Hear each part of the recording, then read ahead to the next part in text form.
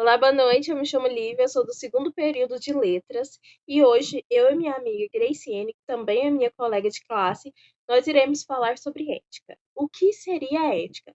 Nesse contexto, a ética será entendida como teoria da moral, como filosofia da moral, ou seja, como estudo racional sobre a experiência moral dos seres humanos, o que é bom, o que é mal, se isso condiz a nós ou não. A ética é, assim, um estudo do comportamento humano, investigação sobre o que é bom e o que é mal, é sobre o que se estabelecerem, histórica ou teoricamente normas válidas para todos. Enquanto isso, a moral é outra conforme escreve Foucault. No caso, moral, minha amiga Graciane irá explicar. Ética condiz ao nós ser humanos. Nós temos que ter ética profissional, ética na vida pessoal. Temos que saber distinguir o que é certo e o que é errado. Essa é a nossa ética. Bom, por mais que ética e moral sejam um sinônimo, o significado de moral refere-se ao comportamento privado das pessoas em relação a regras e valores que são estabelecidos. Ela tem a ver com o princípio de conduta, bem ou mal.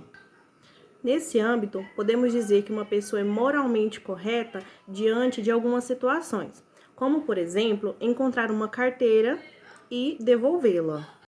E o que seria essa ética antiga e esse senso moral? A ética antiga, em primeiro lugar, os antigos, para eles, a ética, cujo modo era a virtude e cujo fim é a felicidade.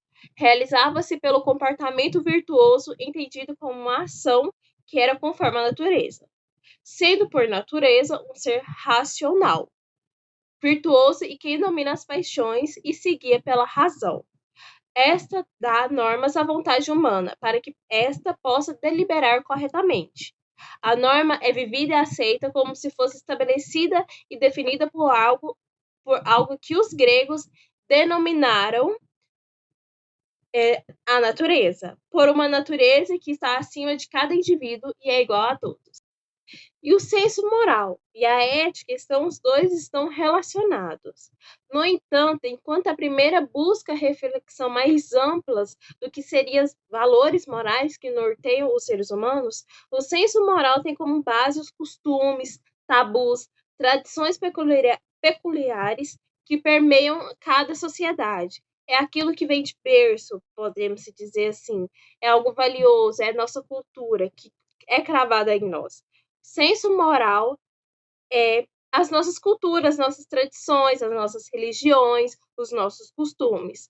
Essa é a diferença entre a ética e o senso moral. Na ética medieval, os seres humanos assumem um código de regras como se ele fosse pré-estabelecido por um ser superior, no caso Deus, onde fazer o mal seria desobedecer os mandamentos e as vontades divinas. Nós somos livres para fazer o que quiser, devido ao livre-arbítrio, e, sobretudo, ciente das consequências, mesmo após a morte, ser castigado ou recompensado de forma definitiva. No caso do cristianismo, há uma diferença marcante: o bem não poderá ser feito na política. A liberdade é, na política, um conceito, pois é no interior de cada ser humano que há uma luta entre o bem e o mal.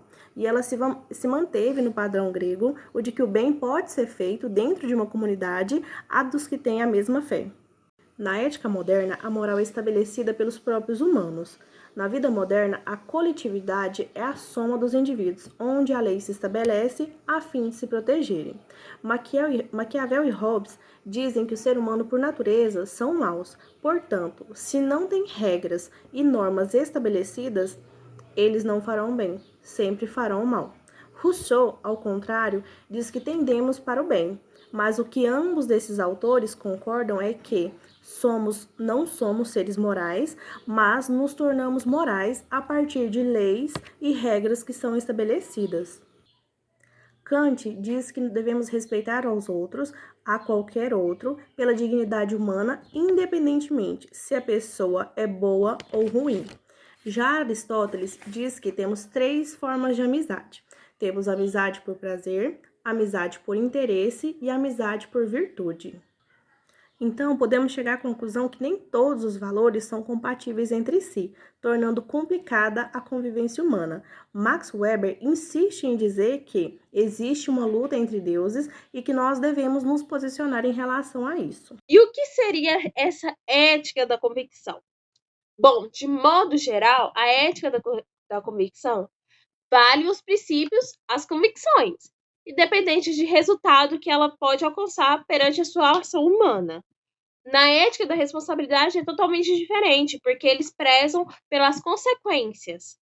Um exemplo, a ética da convicção. Ela é defendida principalmente pelo cristianismo e pelo Kant, agora na modernidade. Estabelece o que vale a intenção, a boa vontade. Existe a boa vontade, que existe, independente se traga benefícios ou malefícios. Fazer o bem é cumprir a norma, independente do resultado que isso trará. Um exemplo de fazer um bem na administração pública é cumprir uma norma vigente. É promover o que se considera bem público, mesmo que isso não proporcione ao funcionário uma promoção futura. Essa é a nossa ética da convicção.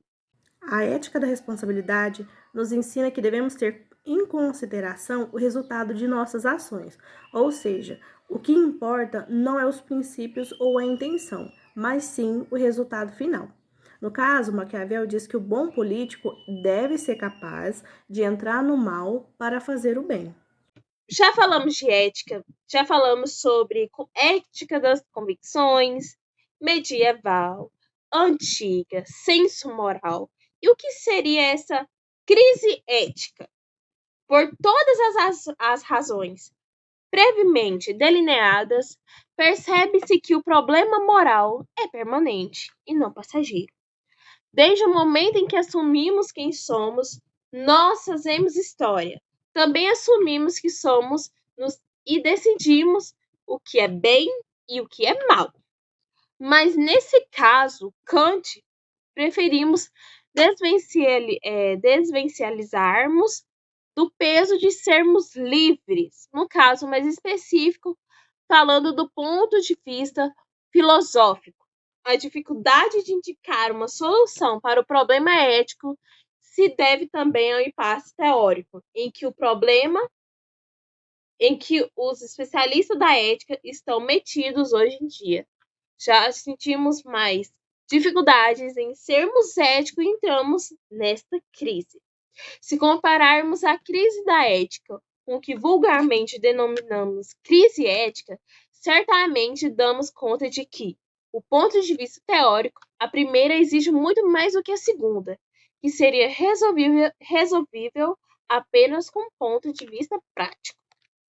E por que haveríamos de nos preocupar em agir bem se não tivermos alguma garantia para dizer que o amanhã será melhor do que hoje? O que nos dá garantia do que amanhã será um dia espetacular? Porque eu deveria ser ética hoje, se amanhã talvez seja um dia péssimo. É isso que a crise ética traz. E por não haver essa segurança de que amanhã será um dia bom, nós perdemos o nosso chão, inclusive para nos sentirmos estimulados a fazer o bem. Se apenas se trata de sobreviver agora no mundo, que aqui está, por que eu deveria me preocupar com os outros seres humanos? Por que eu deveria me preocupar com fulano, se agora o mundo é tão egoísta? Eu tenho que pensar só em mim. Por que eu teria empatia e ética sobre aquele que eu não conheço? A crise da ética, ela depende muito mais da crise ética e das incertezas que estamos imersos atualmente. Aí nos sobe aquela questão: por que fazer o bem e preocupar em agir corretamente se a gente não tivesse uma garantia, uma certeza que o amanhã seria melhor? Não havendo essa convicção, nós perderíamos o chão. Ambas têm a ver com o que vivemos agora. De uma certa forma, somos incentivados pela lei de Gerson. Tenho que tirar vantagem de tudo e de todos, do contrário, serei engolido pela situação ou pelos concorrentes. E é isso que a gente vive nos dias atuais.